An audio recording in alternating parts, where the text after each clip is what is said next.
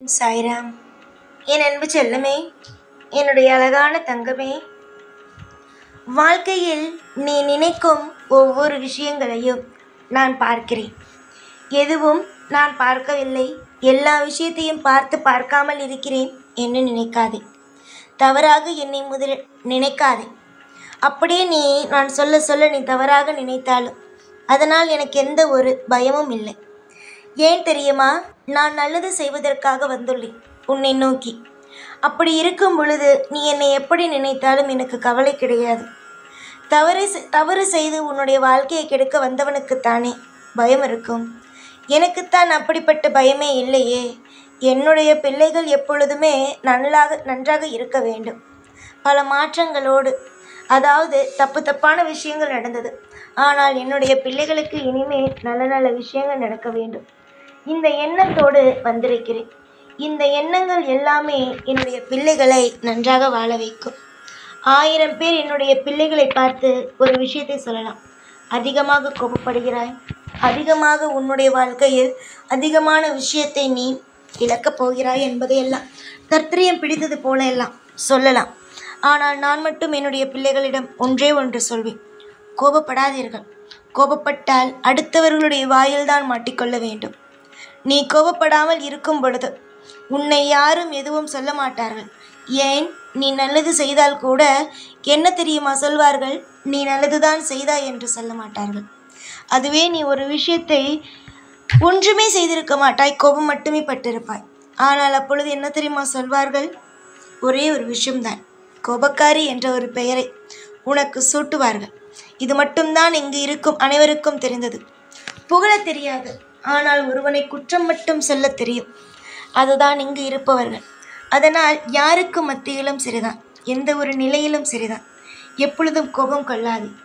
காலம் உன்னுடைய கோபங்கள் அனைத்தையும் குறைக்கும். உனக்கு தேவைப்படும் ஒவ்வொன்றும் நடக்கும். நீ எதை நோக்கி ஓடிக்கொண்டு இருக்கிறாயோ அது நடக்கும். இப்பொழுது சமீப காலமாக உன்னுடைய வாழ்க்கையில் நிறைய தவறுகள் நடக்கிறது. அதனாலேயே உன்னுடைய வாழ்க்கையில் நிறைய கோபங்கள். என்னடா இது, நம்முடைய வாழ்க்கையில் இவ்வளவு நல்ல பிள்ளையா, யாருக்கும் துரோகம் செய்யக்கூடாது, யாருக்கும் எப்பொழுதும் கெட்டது செஞ்சிடக்கூடாதுன்னு நினச்சிட்டு வாழ்கிறோம். ஆனால் நமக்கு நல்லதே நடக்கலையே, கெட்டது மட்டுமே நடக்குதே அப்படின்னு யோசிக்கும்போது யாருக்காக இருந்தாலும் கோபம் வரதான் செய்யும். ஆனால் அதை வெளியில் இருக்கிறவங்க எப்போதும் புரிஞ்சிக்க மாட்டாங்க. நீ ஏன் கோவப்படுற அப்படின்னு அவங்களுக்கு தெரியாது. நீ ஏன் உன் வாழ்க்கையில் எல்லோரையும் வெறுக்கிறேங்கிறதும் தெரியாது. ஆனால் நான் மட்டும் எல்லாத்தையும் எனக்கு தெரியும். என் பிள்ளை ஒரு விஷயத்தில் கோவப்படுதுன்னா அதற்கு காரணம் இருக்கும். அது ஏதோ ஒரு மன வலியினால தான் கோவப்படுதுன்னு. ஆனால் மற்றவங்களுக்கு தெரியாமல் உன் பேர் என்ன சொல்லுவாங்க? கோபக்காரி, கோபக்காரன் அப்படின்னு சொல்லிடுவாங்க. உரிமை இருக்கிற இடத்துல கோச்சிக்கோ. உரிமை இல்லாத இடத்துல யாரை பார்த்து எப்போதும் அவங்கக்கிட்ட சண்டை போடுறதோ, அவங்க மேலே குற்றம் சொல்கிறதோ வேண்டாம். முதல்ல நான் இருக்கேன். உனக்கு கோவமா, என்னிட்ட வந்து சொல்லு. சாய், இதுமாரி எனக்கு அதிகமாக கோவம் வருது அப்படின்னு சொல்லு. உன் கோவத்தை நான் குறைக்கிறேன். உனக்கு ஒரு விஷயம் வேணுமா, அதை என்னிடம் சொல்லு. சீக்கிரமாக உன்னுடைய வாழ்க்கையில் எவ்வளவுக்கு எவ்வளவு உன்னுடைய வாழ்க்கையில் சீக்கிரமாக நல்லது நடத்தி தர முடியுமோ அந்த அளவுக்கு நான் நல்லது நடத்தி தரேன். என் பிள்ளைக்கு குறை வைக்கிறது எனக்கு எப்போதும் பிடிக்காது. எந்த ஒரு தாய் தகப்பனுக்குமே ஒரு பிள்ளைக்கு குறை வைக்கிறது பிடிக்காது. அதே மாதிரி தான் எனக்கு பிடிக்கலை. உனக்கு குறை வச்சு, உன்னை அழ வச்சு, மற்றவங்களுக்கு நேராக உனக்கு தேவையில்லாத ஒரு பெயரை வச்சு கூப்பிடுறது எனக்கு பிடிக்கலை. அதனால் உன்னுடைய வாழ்க்கையில் சந்தோஷம் என்ற ஒன்றை தரப்போகிறேன். நிறைய பேருக்கு நல்லது செஞ்சு நீ கெட்ட பேர் மட்டும்தான் எடுத்துக்கிட்டேன்.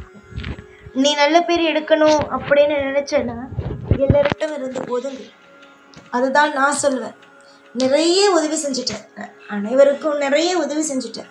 ஒவ்வொருவருக்கும் உன்னால் நிறைய நல்லதை அனுபவிச்சுட்டாங்க. ஆனால் இப்போது நீ எதுவுமே செய்யலை அப்படிங்கிறதுனால என்ன தெரியுமா சொல்கிறாங்க? நீ யாருக்கும் உதவி செய்ய மாட்ட, நீ ஒரு சுயநலவாதி என்று ஒரு பெயரை வைக்கிறாங்க. நீ சுயநலவாதி இல்லை. கொடுத்து எல்லாருக்கும் கொடுத்து ஏமாந்த புள்ள நீ. உன்னுடைய வாழ்க்கையில் முழு நேரமும் நான் இருக்கேன். ஒவ்வொரு நேரமும் உனக்கு தேவையானதை கொடுக்க உன் அப்பா இருக்கேன். நீ ஏற்கனவே நிறைய விஷயத்த செஞ்சவங்கெல்லாம் மறந்து போய் இப்போ நீ எதுவுமே செய்யலை அப்படின்னு பெயரை வைக்கிறாங்க. புரிஞ்சுதா? உன்கிட்ட வாங்கினதெல்லாம் மறைஞ்சு போச்சு, நீ அவங்களுக்கு செஞ்சதெல்லாம் மறைஞ்சு போச்சு. பணமோ நகையோ அவ்வளோ செஞ்ச, ஆனால் எதுவும் உனக்கு திருப்பிலாம் வரல. அது எல்லாமே மறைஞ்சு போச்சு. ஆனால் இப்போ நீ எதுவுமே செய்யலை, நீ சுதாரிச்சிட்ட அப்படின்னு தெரிஞ்சு உன் பேர் சுயநலவாதின்னு பேர் வச்சுட்டாங்க. விடு, சுதாரிச்சிட்ட, மற்றவங்க யார் அப்படின்னு தெரிஞ்சுக்கிட்டேன். யாரெல்லாம் உன்னை தூற்றுறாங்களோ, யாரெல்லாம் உன்னை வாழ்க்கையில் ஜெயிக்கக்கூடாதுன்னு நினைக்கிறாங்களோ அவங்களுக்கு மத்தியிலெல்லாம் உன்னை வாழ வைப்பேன். நீ அதிகமாக என்னை வணங்குவாய், முருகனை வணங்குவாய். கூடிய சீக்கிரமாகவே உன்னுடைய வீட்டில் ஒரு முருகன் வந்து தவளத்தான் போகிறார். உன்னுடைய வாழ்க்கையில் நீ பட்ட துன்பத்திற்கெல்லாம் ஒரு மிகப்பெரிய ஒரு சந்தோஷம் வரப்போகிறது. நீ எவ்வளவோ துன்பத்தை பார்த்துட்ட. ஒவ்வொரு துன்பமும் உன்னை வேதனையில் தான் வச்சுருந்துச்சு. அந்த துன்பம் எல்லாம் போய் இன்பம் என்ற ஒன்று உன்னுடைய வாழ்க்கையில் வந்து குடியேற போகுது. அளவுக்கு மீறி கஷ்டத்தைப்பட்டு, அளவுக்கு மீறி துரோகத்தைப்பட்டு வாழ்க்கையில் ஒவ்வொரு நாளும் ஒவ்வொரு விதமான ரணங்களை சம்பாதித்தா. ஆனால் இதுக்கு மேலே உன்னுடைய வாழ்க்கையில் சிரிச்சிட்டு சந்தோஷமாக இருக்கத்தான் போகிறேன். அதில் எந்த சந்தேகமும் இல்லை. புரிஞ்சுதா? நான் என்ன சொல்கிறேன் அப்படிங்கிறது புரிஞ்சுதா? இப்பொழுது உன்னுடைய மனநிலைமை இந்த வாழ்க்கை வேண்டாம், இந்த வாழ்க்கையை விட்டுவிடலாம் என்று தோன்றுகிறது. செய்தவர்களுக்கெல்லாம் ஒரு நன்றி இல்லை. இப்பொழுது செய்யவில்லை என்றவுடன் சுயநலவாதி என்று பெயர் வைத்தார்கள்.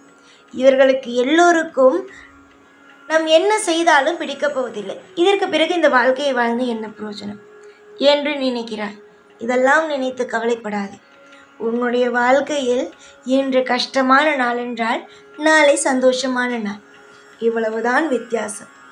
இன்று உனக்கு பிடிக்கலையா, நாளைக்கு உனக்கு பிடிச்ச மாதிரியான வாழ்க்கை அமையும். நீ எதிர்பார்த்த மாதிரியான வாழ்க்கை அமையும். கண்டிப்பாக உன்னை அடுத்தவங்களுக்கு மத்தியில் தோற்று போய் நிற்கவோ இல்லை கஷ்டப்படுத்தவோ ஒரு பொழுது இனிமேல் வரும் காலத்தில் நான் அனுமதிக்க மாட்டேன். அது உன் கர்ம வினையாக இருக்கலாம், இல்லை நீ சில தவறுகள் செய்வதன் மூலமாக கிடைத்த பலனாக கூட இருக்கலாம். எல்லாவற்றையும் இந்த சாய் வாங்கி கொண்டு உனக்கு இன்பம் என்ற ஒன்றையே சோடுவேன். தைரியமாக இரு. எல்லா நாளும் உனக்கு பிடித்தமான நாள் மட்டுமே. இனி வரும் நாட்கள் முழுவதும் உனக்கு பிடித்தமான நாள் மட்டுமே. எதிர்பார்த்த தருணங்கள் கூடிய விரைவில் வரும். அதை அனுபவிக்க தயாராகிவிடும். யோசித்து பார், எத்தனை விஷயங்கள் உன்னுடைய வாழ்க்கையில் துன்பமாக நடந்திருக்கிறது என்று.